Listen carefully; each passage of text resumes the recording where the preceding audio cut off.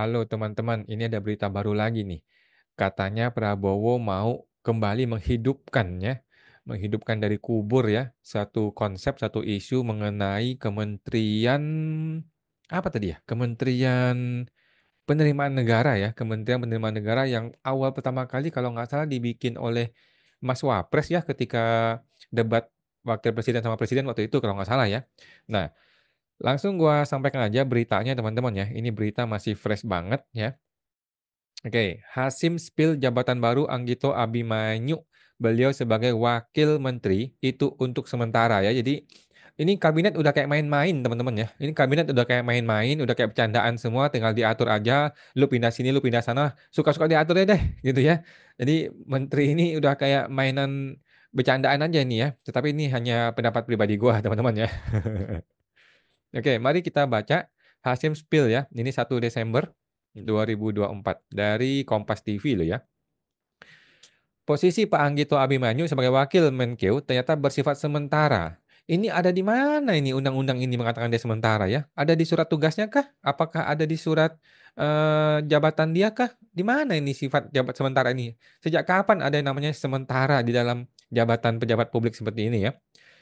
Anggito dikabarkan akan mengisi jabatan baru, yaitu Menteri Penerimaan Negara ya. Menteri ini belum pernah ada sebelumnya, belum pernah dibikin ketika Prabowo menjabat, dan tiba-tiba mau bikin menteri baru. Waduh. Hal ini seperti diutarakan utusan khusus Presiden Pak Hasim, sang adik Presiden RI, Prabowo Subianto, itu menspil posisi baru dari Anggito Abimanyu saat memberikan sambutan pada rapat pimpinan nasional Kadin ya di Hotel Mulia Minggu 1 Desember. Ini nggak main-main, teman-teman ya, sudah clear ya. Jadi kalau dia berani membuat statement seperti itu, berarti sudah direncanakan, sudah akan dijadiin ini barang ya. Politikus Partai Gerindra mengatakan jabatan Anggito sebagai Menteri Keuangan itu hanyalah sementara ya. Jadi ini sepertinya Sri Mulyani mau ditendang kali ya sama Prabowo ya. Kita nggak tahu teman-teman ya. Mudah-mudahan kau salah ya. Beliau sebagai wakil menteri itu nanti untuk sementara. Sementara beliau nanti diangkat sebagai menteri penerimaan negara. Jadi kayak ya lagi di training lah sama Sri Mulyani gitu ya. Nanti ketika sudah saatnya mungkin akan berubah jabatannya kepada seorang menteri. Menurut dia, pemerintah Presiden Prabowo Subianto akan memperbaiki sistem perpajakan hingga bea cukai. Oke. Jadi ini suatu janji yang sangat optimistis yang mudah-mudahan bukan hanya berpindah pemain ya, bukan hanya berpindah dari koruptor satu ke koruptor yang lain ya, tetapi kita berharap betul-betul diperbaiki sistem perpajakannya ya, Pak Hasim dan Pak Prabowo ya. Bukan cuma ganti baju Pak, tetapi betul-betul diperbaiki ya mudah-mudahan ya. Ada banyak program-program yang sedang dimulai, akan dimulai untuk menutup kebocoran-kebocoran katanya. Oke, pertanyaan gua kenapa nggak dimulai sekarang? Kenapa nanti aja? Kenapa nanti nunggu Menteri Penerimaan Negara? Kenapa nggak sekarang aja lo hantam? Apa yang kurang dari sekarang ini? Eh, apakah para koruptornya itu teman-temannya Sri Mulyani sehingga nggak bisa jalan atau gimana? Kita nggak tahu ya teman-teman ya. Ia juga menyebut Anggito yang akan menangani program-program kebocoran anggaran tersebut. Oke, itu nanti ditangani oleh Pak Anggito sebagai Menteri Penerimaan Negara yang baru. Dalam sambutannya, Pak Hasim juga meminta agar Kadin tetap utuh ya. Kita jangan diadu domba, kita semua bekerja utuh, rukun, bersatu. Jangan kita lihat nanti kegaduhan. Kemungkinan adu domba, mohon itu tidak terjadi, kata Pak Hasim ya. Adapun Pak Anggito menjadi Wakil Menteri Keuangan mendampingi Sri Mulyani ditunjuk langsung Presiden Prabowo Subianto sebagai Menteri Keuangan di Kabinet Merah Putih ya. Selain Anggito masih ada 2 lagi ya. Jadi Ibu Sri Mulyani punya 3 wakil menteri ya, Pak Thomas Jiwandono, Pak Suhasil Nazara, dan Pak Anggito yang terhormat. Melansir dari Antara, Suhasil telah menemani Sri Mulyani sebagai wakil Menkeu sejak Kabinet Indonesia Maju. Kini, dia kembali diberi amanat untuk menjadi wakil perempuan mantan Direktur Eksekutif IMF. IMF ya, bukannya World Bank. Thomas juga pernah mendampingi Sri Mulyani sebagai wakil, meski hanya dalam waktu hitungan bulan ya, karena belakangan terakhir-terakhir jadi wakil, kemudian diangkat kembali ya. Sebagai tim ekonomi Prabowo Gibran, Thomas ditunjuk menjadi Wakil Menteri Keuangan 2 sebagai upaya penyelarasan APBN ya di masa transisi pemerintahan. Sedangkan Anggito merupakan ekonom senior UGM. Wow. Pak Anggito pernah berkarir di Kementerian Keuangan sebagai Kepala Badan Kebijakan Fiskal ya 2005-2007. Oke. Jadi dia kepala BKF. Oke. Ini ada berita berikutnya teman-teman ya. Ini berita berikutnya pada tanggal 2 Desember kalau nggak salah ya. Bapak Ferry Amsari kritik rencana Prabowo bentuk Kementerian Penerimaan Negara. Nah, kita dengarkan teman-teman ya. Ini dosen ya.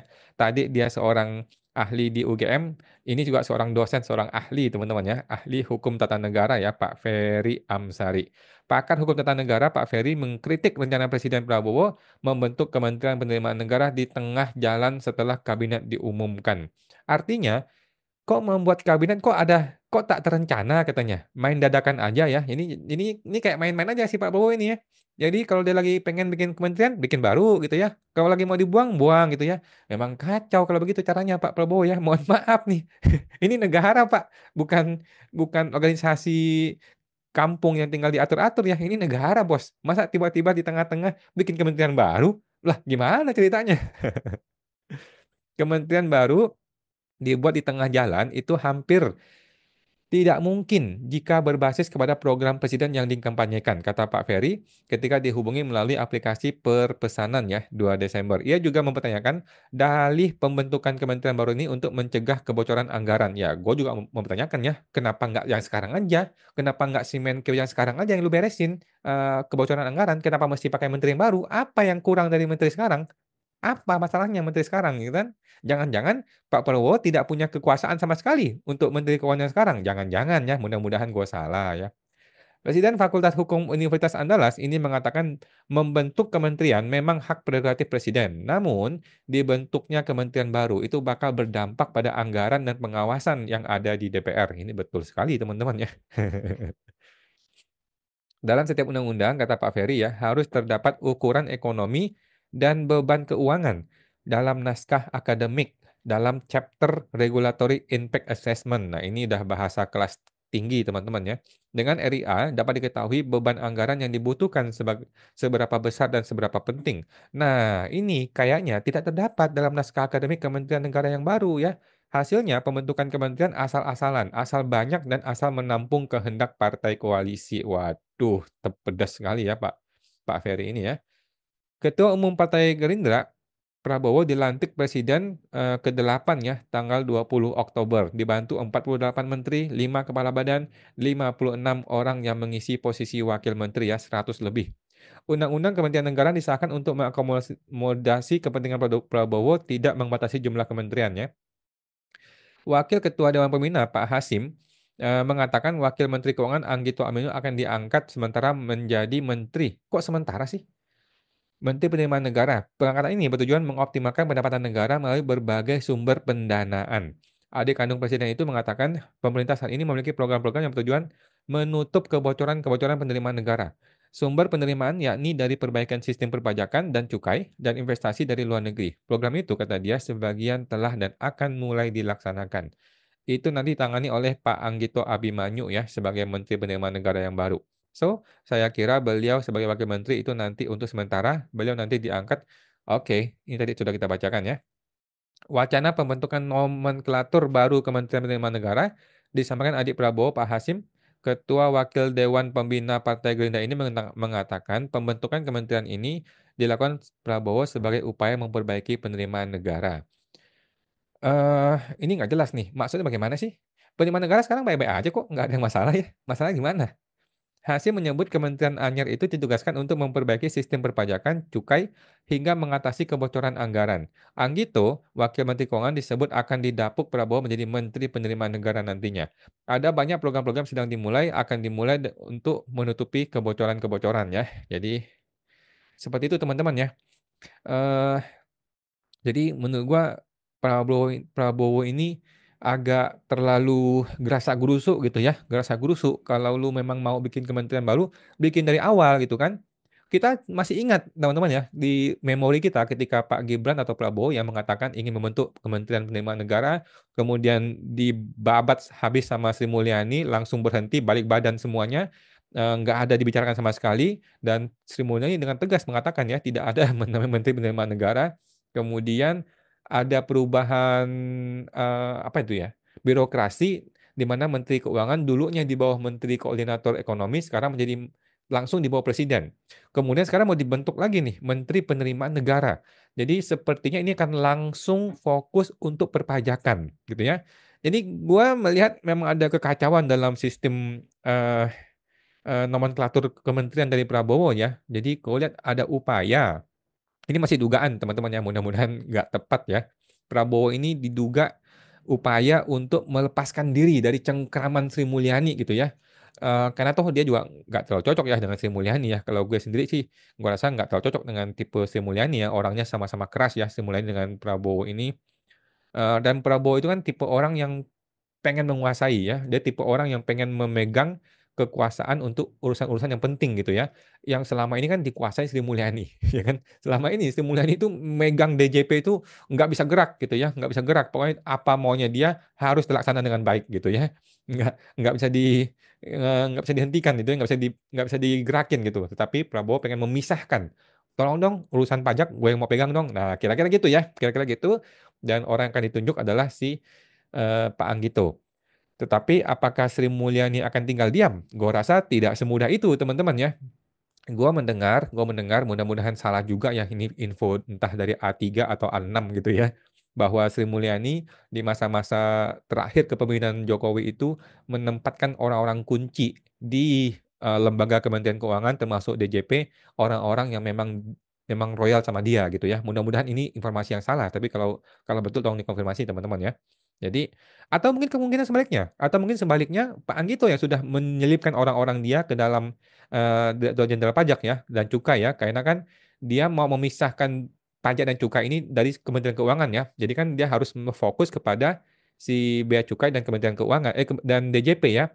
DJP kita tahu sudah dikuasai oleh orang-orang seperti Surya Utomo, Dwi Astuti, orang-orang ini yang selama ini royal sama Sri Mulyani. Nah, kalau Anggito masuk ya lu harus berubah royalitas lu kepada Anggito ya. Kalau enggak dibuang ya, ditempeleng, lu tendang lah dari DJP ya. Nah, kita masih menunggu teman-teman ya. Bagaimana reaksi Sri Mulyani terhadap informasi ini? Gue rasa sih Sri Mulyani langsung bikin keputusan ya. Nggak ada namanya ceritanya BPN ya. Badan Penerimaan Negara nggak ada. Pokoknya gue pengen kendalikan DJP. Kira-kira gitu ya.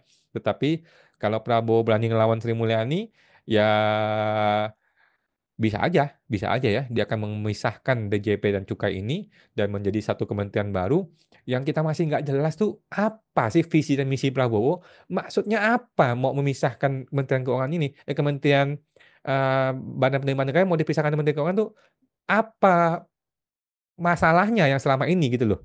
Kenapa nggak langsung aja yang sekarang aja dipraktekkan apa yang kurang diberesin sekarang gitu loh. Kenapa mesti dibikin kementerian baru? Bikin kementerian baru tuh nggak gampang.